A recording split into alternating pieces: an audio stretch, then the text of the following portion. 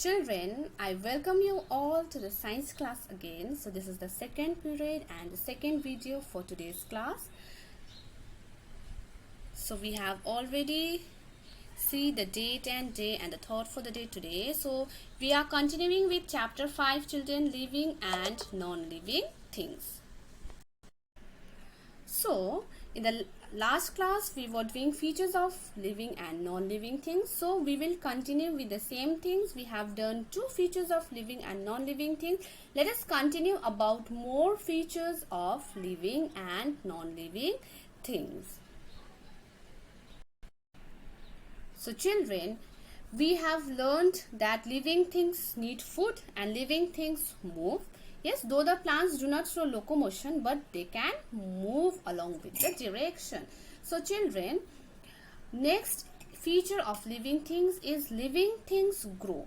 Like all living organism increases in size as time passes. All animals are born small, but as time passes, they become bigger.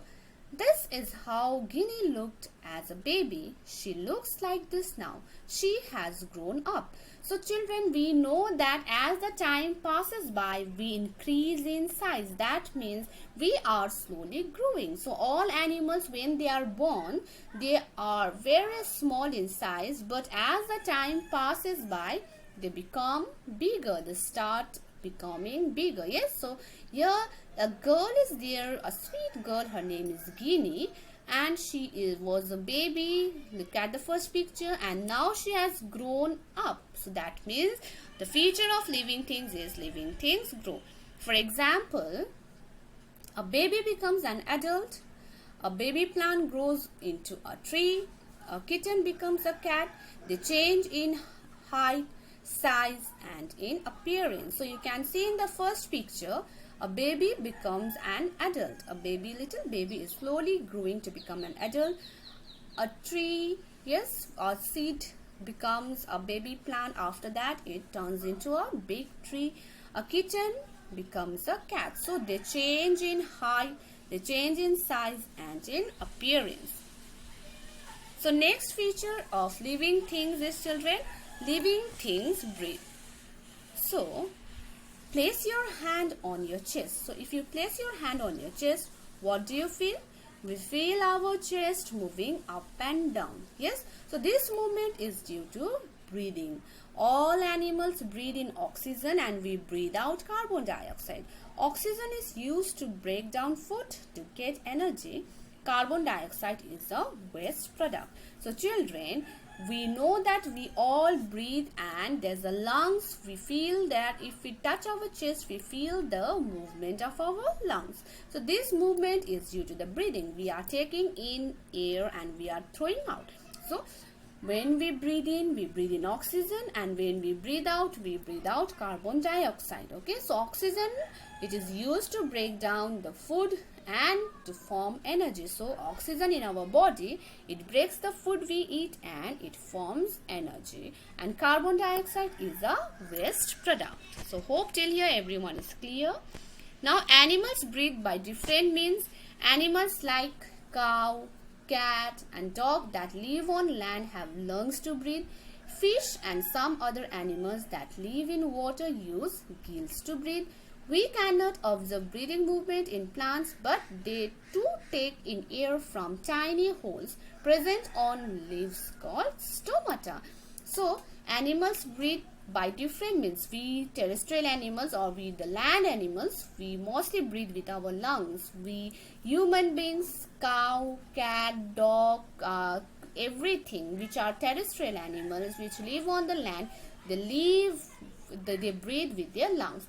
Fish and some other animals, they use gills to breathe. Okay, fish have gills. You can see in the picture pink color gills. Yes, it's here. It looks like it's in the air.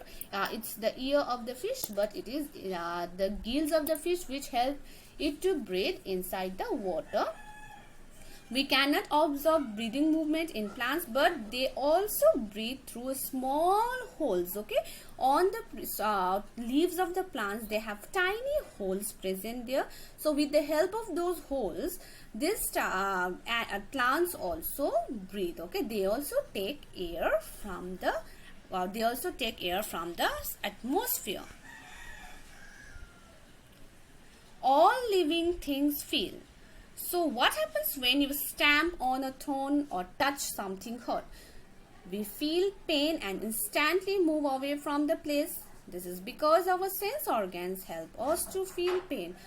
We can smell the food our mother cooks for us as well as hear the sounds around us. So children, when we touch any hot thing or when we stamp on a thorn, yes, so at that time what happened, we feel pain and we we quickly remove our hand from that place. Yes, if we touch a hot lick, you can see in the first picture that if a boy touches a hot lick, he will soon remove his hand from here. This is because our sense organ is helping us to feel the pain. Here the skin is the sense organ. It says the brain that it is hot and you have to remove your hand from there. So in this way we instantly move from that place because we get hurt or we get pain. We feel pain. So we can smell the food and that our mother cooks, as we can hear the sound around us. That means we, being the living things, we all can feel. All animals respond to movement, sound or light. This is because they have sense organs which help them to hear, see, feel, smell and taste. So all animals respond to movement. For example, if deer sees a lion, it starts running. Yes, because it can sense that lion is there and it is going to eat it. So all animals respond to the movement. We respond to the sound. Like if we hear music, we can feel the beat of the music. Yes, if there is more light, we close our eyelid. Yes, so this all is because we can sense. We have organs to hear, we have organs to see, feel. Organs to hear are our ears, organs to see is our eyes. These are our eyes. Organ to feel is our skin, smell is our nose and taste is our tongue. So these all are 5 sense organs, yes, which help us to hear, see, feel, smell and taste. So you can see that human beings can also feel, animals also can feel, and even plants like touch-me-not also can feel. Plants too can feel, but they do not have sense organ. The stem of a plant can feel the sunlight and grow towards it. The leaves of the touch-me-not plant close when something touches it. Non-living things do not respond to the changes around them. So I have told you that plants also can feel, but they do not have sense organs. Okay, like the flower can feel the sunlight, so it moves. Sunflower moves towards the sunlight. Yes, touch-me-not plant, it closes, it droops down if we touch it. Yes, if something touches it, that means it is feeling. So non-living things on the other hand do not respond or changes around them. Whatever changes is going on, they will not respond to it. So next children, all living things produce young ones. So living things produce another living things of their own kind. This is called reproduction. Some animals give birth to their young ones while others reproduce by laying eggs. Most plants reproduce through their seeds. Seeds grow into new plants. So we know that all living things, they produce their young ones. You can see in the picture, and even most of the plants, they grow through their seeds.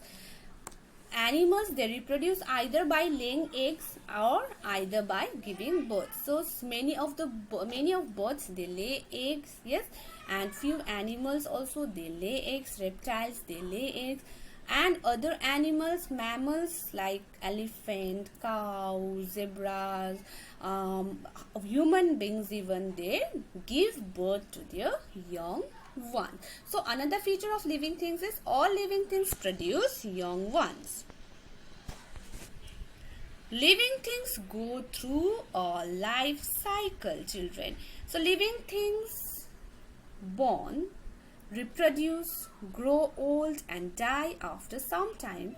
However, non-living things do not show such a cycle. So you can see in the picture that we were a small baby. We were a small baby when we were born. Slowly we grew up and become adults, and slowly we will become old. Yes. So living things, whatever it is not in the case of human beings only, it is in the case of animals also, it is in the case of birds also. So we are born, we are grow, we are born, we born or reproduce, we are growing old, and we die after some time. But non-living things do not show any such cycle. Okay, hope whatever we have done in today's class is clear to you all. In the next class we will learn about difference between plants and animals, and how living and non-living things are dependent on each other. So I will see you in the next class. Thank you everyone.